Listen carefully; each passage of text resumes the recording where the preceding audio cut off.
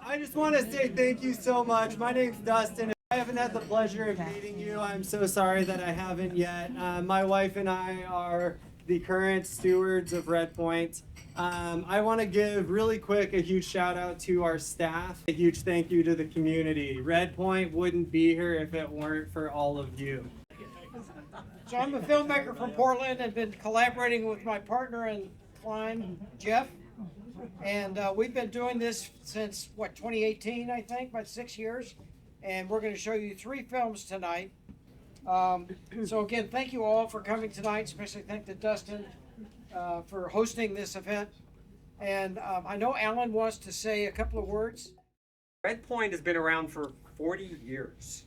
40 years now. I have spoke here more times than I could even begin to count, but there's never been an event that I've looked forward to more than tonight. And the reason really is simple, because normally when I'm talking, I am telling stories about the people that made Smith Rock climbing what it is today. And today, tonight, so many of the people who actually played a big role in Smith Rock climbing are here. Wonderful to me to, after climbing at Smith Rock for 50 years, to be learning something every time I see one of these films. Again, special night tonight, and grateful that everybody's here. And let's enjoy the films. So we're going to talk about Sky Ridge tonight, and I'm going to set the scene for you. It's December 1960, and the guy that did the first scene of Sky Ridge is the first time he's ever been to Smith Rock. He spends 48 hours trying to find a way across the river. Nobody knows how to get there. It's only become a state park a couple of months beforehand. Despite all that, he finally gets across, and you'd think he'd go wild and he'd climb everything in sight. No. He sat there and he looked at Smith Rock as a natural area, kind of like what you think of people in the 60s would do. He didn't do a single climb that visit that weekend. But what did he see? The very first thing he saw was Sky Ridge. And he's going to tell you about that climb. And if you get a chance, please talk to George Cummins about this climb, because George was there when Dave did the first ascent and he was his partner.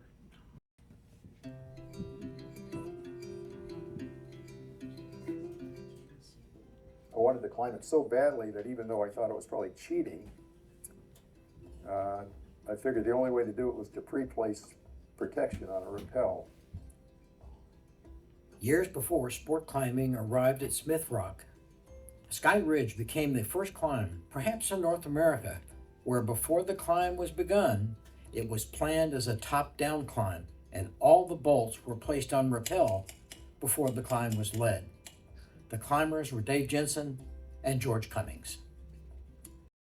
Kevin Rose runs the trivia nights here.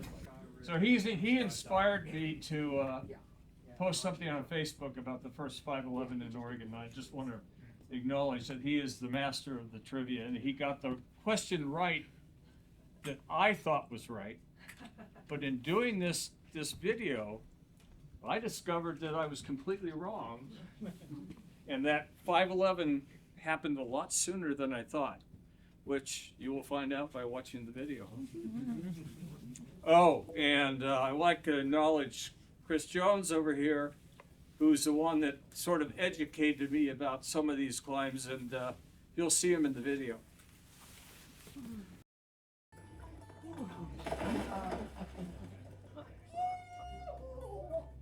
There's a reason why difficult rock climbing was late to arrive in Oregon. It had everything to do with the quality of the rock. In the late 60s, Bob Ballman found solid rock and worked out a boulder problem that would later be known as levitation. Now recognized as a 511A, at the time it was the very limit of what was thought humanly possible. One of the things that I go back to is this guidebook, 1983. This was my Bible when I was climbing at Smith. and basically superseded by all the work that Alan has done. So what we thought we'd do now is give you the story of Jeff Thomas. Jeff Thomas burst onto the Oregon climbing scene in 1970. He single-handedly pushed the boundaries of what was possible at Smith Rock, establishing routes at the cutting-edge grade of 511. Thomas didn't just climb, he shaped the sport for generations, writing 2 of the state's most influential guidebooks. Today, his focus is the preservation of the very history he helped create. So we're going to bring Bill Ramsey up, and Jeff, and Alan, and do Q&As. And if people have questions, I've got something to start them off with. So I'm going to start with Alan and Bill and say, back in 1979, how did you get on top of Stein's Pillar? What led to that? How did that work? It helped to have Jeff, leading the way. I mean, it's actually, in a 50-year climbing career, you have some special days, and this is one of those times when we climbed with you, I think, once or twice before, and we'd known Jeff through my father, but he recruited us to try to do the first free ascent of this route on Stein's Pillar, and I remember thinking, oh, game on. This is for real. Like, we're not just going out to Smith to have a good time. This is we're gonna try to do a major thing, FFA basically. And I can't believe that you put that trust in us. But I'm like, we got to step up to the plate. I think we each had a pitch. I had a 5:10 pitch. You had a 5:10 pitch. Jeff had the 5:11 crux, and it was just one of those days when everything went perfectly. We each, like Alan and I, on-sighted our individual pitches. I knew it was going to be a kind of adventure because the protection on this thing was a bit sketchy, to say the least. So this was it the south face? I'm trying to remember. Northwest face. I'm sorry. Fred Becky had been up it before and had climbed it. And part of the protection that we were using was rebar that he had. Pitons with lead wrapped. Well, there was that, but no, there was definite rebar that was just hammered directly into the rock. And we would wrap the runner around that, and that would be our protection. It wasn't molded in a conventional sense. But anyhow, we rose to the occasion. Everybody led their pitch. We found ourselves on top, and it was just one of those incredible days. It was an amazing day, and it was a day that I thought about in terms of his trust in a couple of young kids, teenagers. 25 years later, I had a similar day, free climbing the Moonlight Buttress on Zion with a 19-year-old kid named Alex Honnold. And it was similar in that sense. And it was from Jeff's inspiration in large measure. And when we did Stein's Pillar, Bill and I both led 5:10 pitches on site. But if it had been the two of us, we would have turned around. Jeff led a couple pitches. The upper pitch was 5:11, the crux reasonably well protected.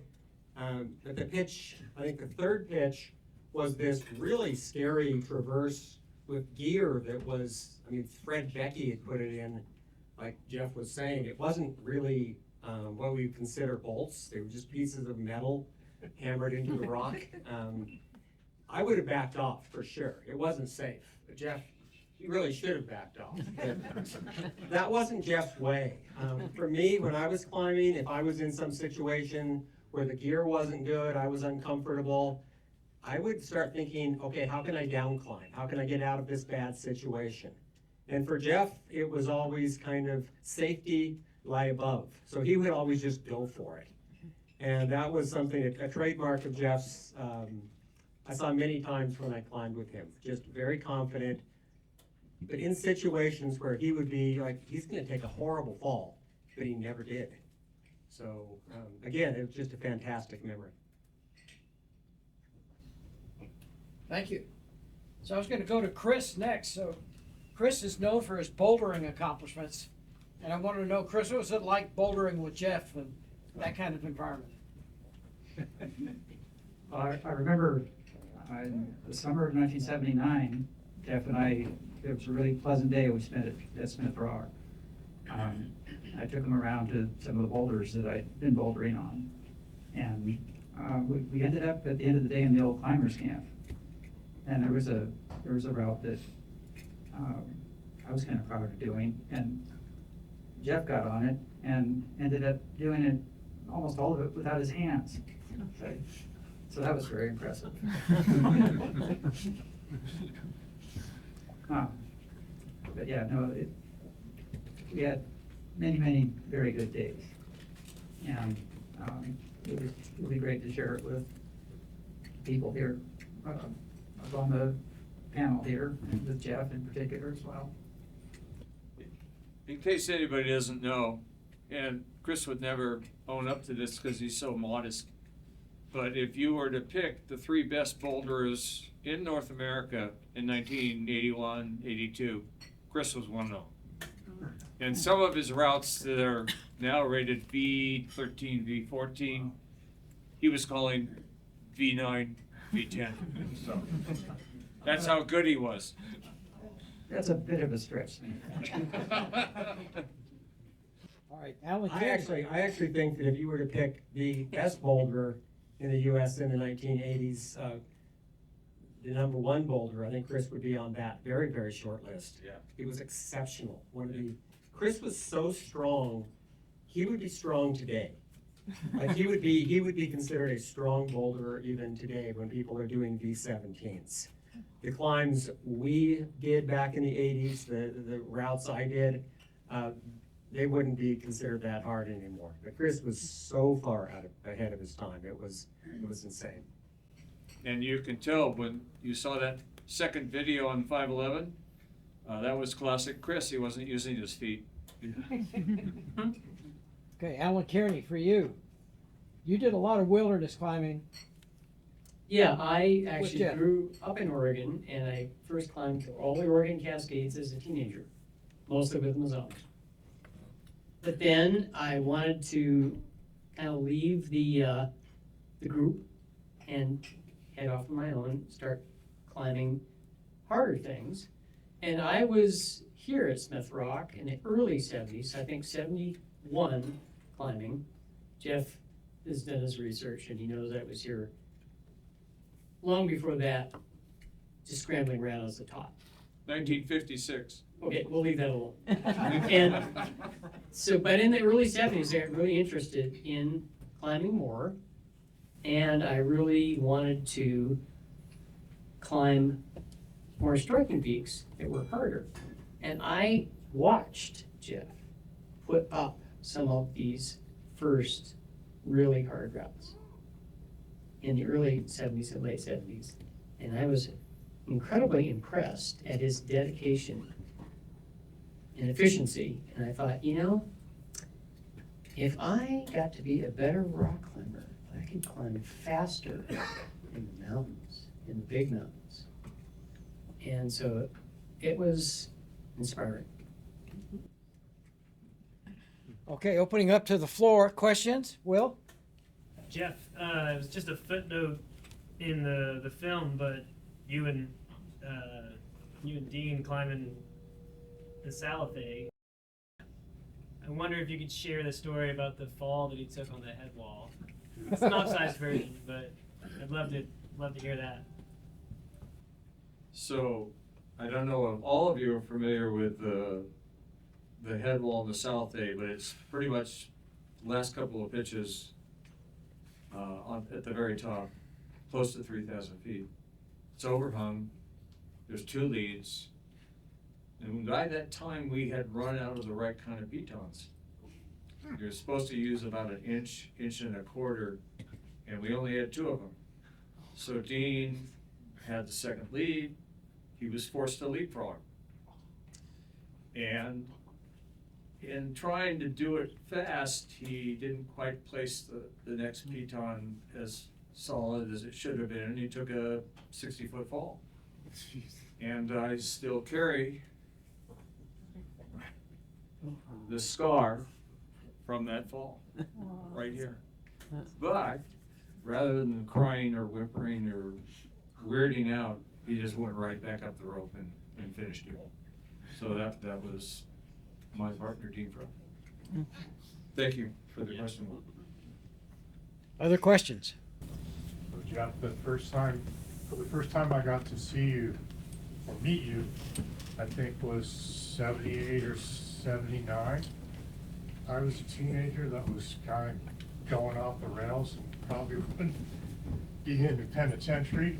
I started climbing with a dude named Jim Anglin. And I was in his class. And he talked for 2 weeks about technique, all this. And you did Lion's Chair for us. Oh, I don't know if that was a schedule or anything. But yeah, Jim was a fantastic guy.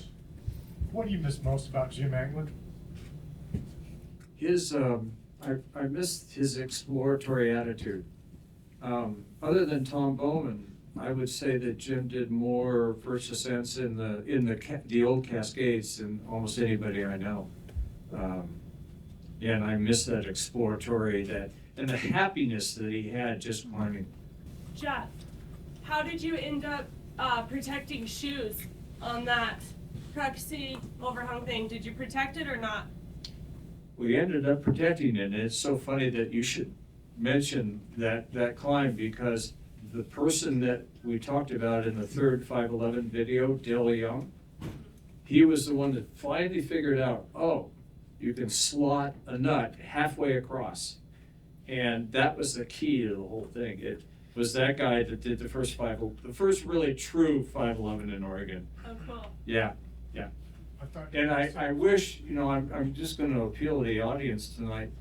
We really, really tried hard to find a good photograph of Catherine Freer. And you may know that she passed away on Hummingbird Ridge in 1987. They have never, they know that one of the remains of one of the climbers is up there. I'm not sure if it's Catherine or her partner, but if anybody knows anybody that has a decent picture of her, I'd really like to honor her memory. Kevin? I may. We're going to talk to you afterwards. Thank you. Yeah, because you want to talk about powerful women, and this is Women's Month. She was not maybe the first, but she was definitely one of the queens of 1980s climbing. And I think Alan will probably back me up on that.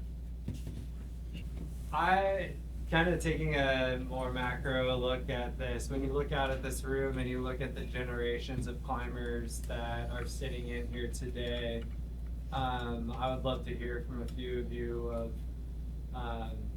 what are some of your proudest accomplishments that you think have led to building off the foundation of those that came before you that have now led to what we get to go and do today?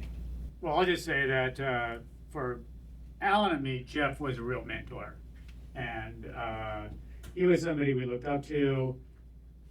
He like I say in the video, he was the man. He was the kind of dominant personality, but he was really somebody who took us in, trusted us, and would be happy to go climbing with us. And that really meant a great deal to both of us at that time. And I always feel like the one thing you can do for those who have provided you with so much when you were young is to try to pass it on. And in many ways, I try to do that with kids now, younger people now. I don't know if I live up to your high quality of mentoring, but I think it's the same with Alan as well, that would be my guess. Yeah, for me, thinking back in the 80s, some of the early climbs I did, they were, I wasn't looking to the future, thinking someday maybe people would come. I was quite selfish. I was doing it for me. And if I would have guessed what would happen in the decade to come, for instance, like when I did Chain Reaction, I would have guessed a decade later there'd be no chalk on it, nobody would have repeated it, and nobody would care. Nobody would even remember what was done. And so for me, the most wonderful thing that's happened is all these generations of climbers have come up, and they just keep coming, younger climbers, each generation better than the generation before. I'm now 65, and I have friends, climbing friends that are peers who are teenagers. and I have of all different ages. And if it wasn't for climbing, I wouldn't be hanging out with teenagers. I probably shouldn't be hanging out with teenagers. But for me, it's kept me young. It's just an absolute gift. It's not what I anticipated, but it's really kind of the best thing for me is just to see these young people coming up who are they have the exact same enthusiasm and drive and motivation. They're a whole hell of a lot better, but you can just see like a younger version of ourselves, and knowing that is just gonna keep, that's not gonna stop, and that I played some role in that. For me, that's enough where I will die content. Yes.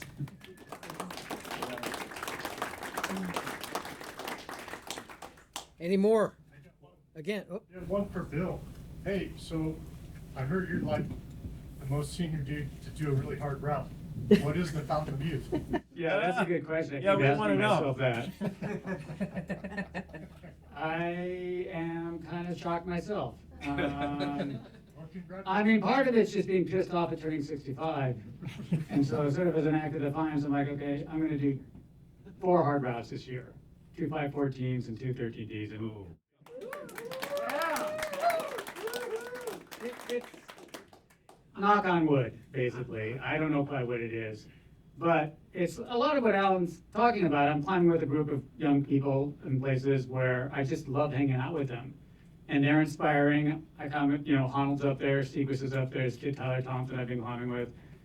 And they're much, much, much better than me, but they're deep down no different than Alan and I were in 1977.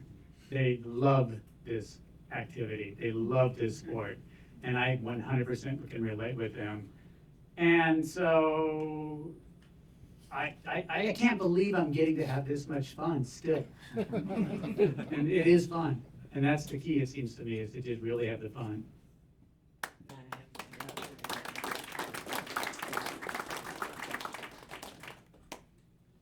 Anybody else? Yeah. So you can climb with a person for one day, and you can probably get along, okay? But if you have to go climbing with that person for 5 or 6 or 7 days in an environment that is very unpredictable and changeable and a lot more dangerous, that's a harder thing to do. And that's what I was able to do with Jeff. And when I heard, when I first met him, that he had done some training in the Alps and had climbed mountains, I thought, oh, this could be like, an amazing partner. And the other thing that I think is important with climbing is to take care of our environment. And I'm not talking about bolts. I'm talking about the bigger picture. The bigger picture is much more important. And Jeff cares about the bigger picture. And so do I.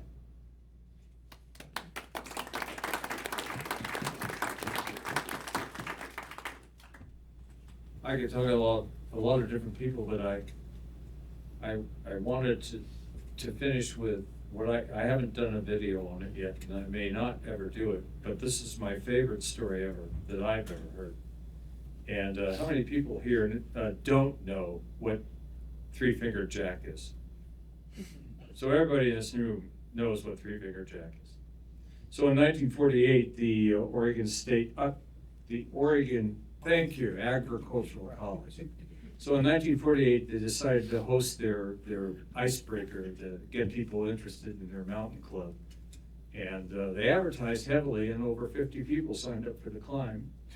On the day of the climb, they got 48 to the summit. And of course, if you know Three-Finger Jack, that took a long time, as Mike Folk will tell you, because he's guided that countless times. So they didn't get back till after midnight. And people in the past think different than we do. And one of the things they thought different about is that women had a curfew. And they had to be back by a certain time.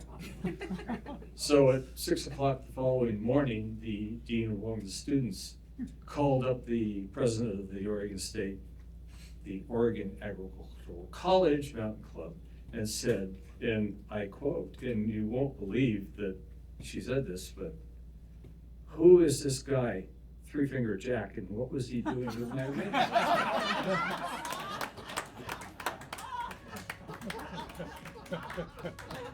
That's my favorite story.